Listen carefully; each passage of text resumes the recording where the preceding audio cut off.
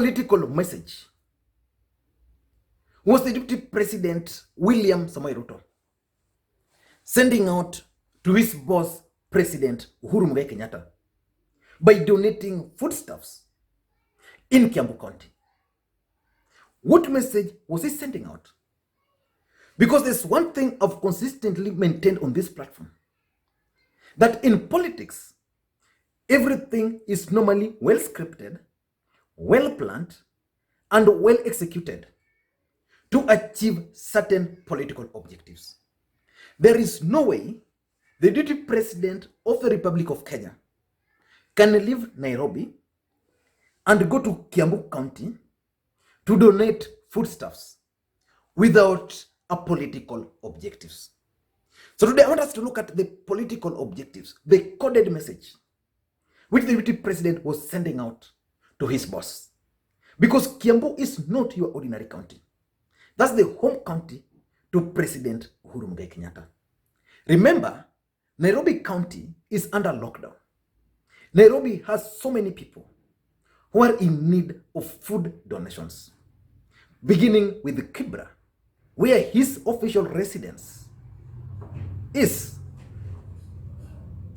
There is Kawangware, which is under total lockdown. There is Mathare. But the Deputy President, in his own wisdom, decided to go to Kiambu County. And just a few weeks ago, I think last week, Silvanus Osoro, I saw him asking his constituents who wanted to send foods to their relatives in Nairobi. He was providing transport. And the response was so huge. So it means the people in Nairobi basically required that food donation. But the Deputy President chose Kiambu County. And he chose Kikuyu constituency. Kikuyu constituency is one of the richest constituencies in this country, and also one of the most food secure in this country. So the people of Kikuyu constituency, as much as they need food donation, but they are not in dire need for that food donation. So what message was the Deputy President sending out? I want to go straight to those points. But before I go to those points, if you're bumping on this video for the first time, just take a second or two, hit the subscribe button now, so that next time you produce a video like this one, you'll get notified. Now let us go straight to the points. I have around 6 points why the DP was donating the food stuff there, the message he was sending out. The first message, he was actually daring President Uhuru Kenyatta and his government to arrest him. What do I mean? If you live in this country, then you should have realized that last week, a businessman based in Mombasa donated some foodstuffs and distributed to the residents of Mombasa and to the residents of Kilifi. Of course, those two counties are under lockdown and they need food donations. And this guy credited those donations to the Deputy President William Ruto. What happened to him? This gentleman was arrested, and he was arrested because he violated the guidelines. But of course, for those who understand the meaning of what happened, he was arrested because he was donating the foodstuffs donated by the Deputy President William Ruto.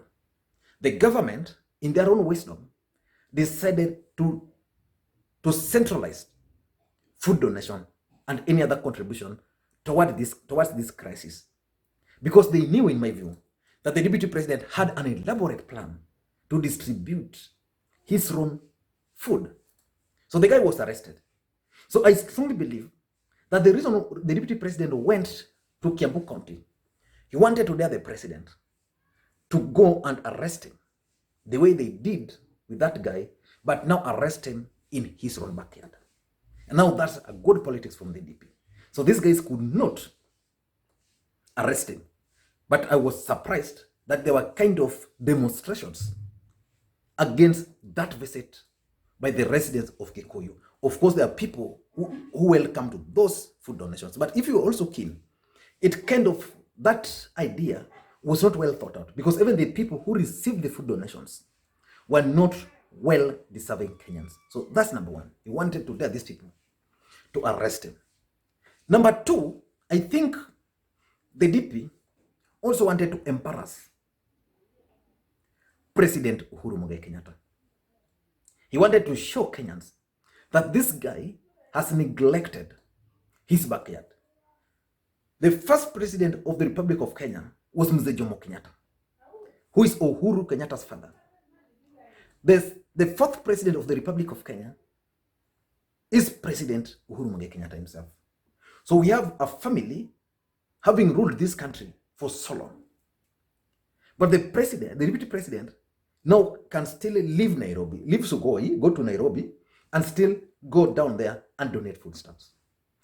What else if that's not embarrassing the president? Remember, when the president convened that Jubilee Parliamentary Group meeting, the DP made a tweet. And in that tweet, he claimed that the urgent issues that Kenyans needed were food, shelter, and clothing. And of course, you all remember what happened in Ruai, where he went there, the government went there and evicted people at night. And that has been a big issue. So the DP is now going down there to actually just embarrass the president. Because if there's any place which needed this food stuff, even if you don't go to Madari, you don't go to Kibra, you don't go to Kawangware, then there is Ruai, where people saw with their naked eyes, people being evicted out of their homes, people are sleeping, women and children. And by the way, I think that was illegal.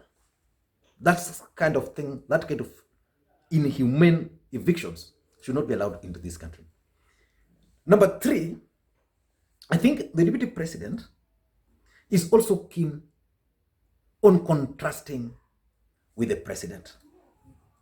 What do I mean? The president convened a Jubilee Parliamentary Group meeting.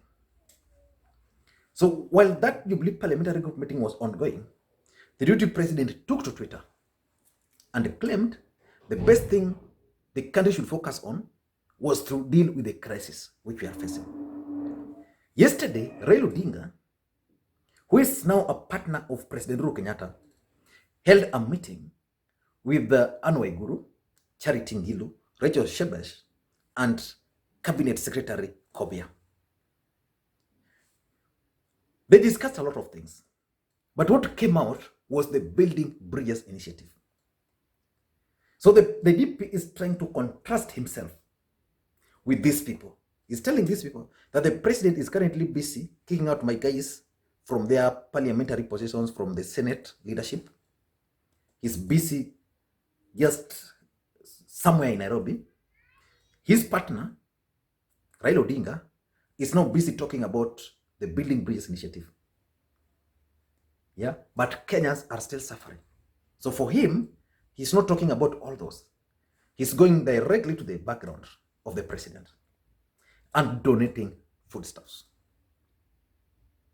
So I think he's busy contrasting himself to those guys. Number four, I think the DP is also telling the president politely or rudely that, boss, focus on this crisis. Focus on this crisis. Remember, when this crisis came into this country and Mutahi Kagwe took the face of updating Kenyans, Kenyans were very excited. But every time the president would go to address the nation, he would always miss a point. He would always say things, because Kenyans, for example, needed food relief.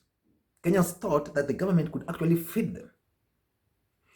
Kenyans thought that the government could actually negotiate or help them pay rents. And even if that's not possible, places where people were, where they were locked down, Kenyans had expected them to be given special treatment, food and the rest. That's not happening. So what has the deputy president been doing? He's been using his allies to go to the ground, donate a few foodstuffs here, and then they record these videos and send them out. But the government is still not very keen. So the deputy decided, let me go to his backyard. And the moment he went to the backyard, now people started now thinking, why is he doing this? What message was he sending? So I think the DP is now keen on telling the president, forget about what's happening in parliament, forget about what's happening at the Senate, forget about those people who are my supporters and allies. Please focus on the needs of Kenyans. And their needs are very simple. They just need food. Remember, what the DP was distributing there were actually cabbage and some maize flour, which the government can actually manage to distribute to poor Kenyans. Number 5, the fifth message he was sending out was that the president should now focus on the real issues, not to continue fighting in parliament. Actually, the DP was telling the boss that personally, I'll not fight back in parliament. You can go ahead. But what you need to do is that you should shift your focus from these petty wars and deal with the people who are in need, people you purport to lead. So I think that's another. Number six, the sixth message is simple. The DP just went there to solidify his support base. We all know that the Deputy President, William Ruto, supported the president. So there's been the talk of betrayal. But the people of Central Kenya seemingly have refused to betray him. He kicked out Kipchumba Murkomen, Susan Kihika, and he's also kicking out Kindiki. But the residents there are kind of not really receptive to those. They feel it's a betrayal. So when the president's actions are being rejected, the DP is now stepping in there purposely to solidify that base. Whether it's going to succeed or not, I don't know. But the mere fact that he went there during the time of crisis, at least people will remember. And lastly, I think this is also a wider scheme to undermine the president. You know, in this world, even a member of parliament, if you come from Kisumu Central constituency, for example, and another member of parliament comes to your constituency, because I interact with these people, it's normally very good for them, very okay for them, just to notify their host that leo mimi nitakuwa pale naenda kufanya arambe kwa hii church because fulani has been my friend and has invited me. So kama uko na kitu, send me. The DP, also in my view, before he went to Central Kenya, not Central, to Kiambu County, he ought to have notified the president. And then once there, then probably the president would have even told him, where go and deliver this. Remember, initially what he used to do, he would go there, kama ni arambe, aende aseme president ametuma 500,000, mimi nimetoa 500,000. While the president did not do that. So the president started disowning those kind of contribution. So I think this is also why the DP just went there without notifying them. But basically what it means undermining President Uhuru Kenyatta right in his backyard. And also, if you monitor what happened in Kiambu very closely, then you'll also agree that the DP is also sending out a message that for him, 2022 is on. Otherwise, he would have waited. Otherwise, he would have sent these donations through government structures. I don't know what to think. But in my view, I think the Deputy President, William Ruto, has sent a very strong message to his boss. And if you're bumping on this video for the first time, the best thing you can do is just to hit the subscribe button now. Because this channel, basically, we analyze politics, what you cannot get outside there. So just hit the subscribe button now so that next time we produce a video like this, YouTube will automatically notify you. And to the subscribers, I want to continue. Thank you guys for your continued support. The request I keep on making is help me create interactions. Like the video if you like, give it thumbs up if you don't like it. From that, I'll know whether this video was good or whether it was bad. But the best one is just to drop your comments. And by the way, a lot of you, I asked you guys the length of the video, which you guys preferred. Majority of people proposed between 15 to 20 minutes. So I'll try to stick to 15 and 20 minutes. But when you see it go beyond that, then just know it's just a quality video, but there are clips, a few clips here and there, which I've inserted in it just to explain or to give perspective of what I'm talking about. So I'm sticking to 15. I thought basically most people would say less than 15, but majority of people talked of 15 and 20. But there are people who are talking of 30 minutes. That's not possible. Thank you guys, and please, for those who responded to that question, I want to thank you, because with that, that's the best you can contribute to this channel. Thank you guys, and please have a good day.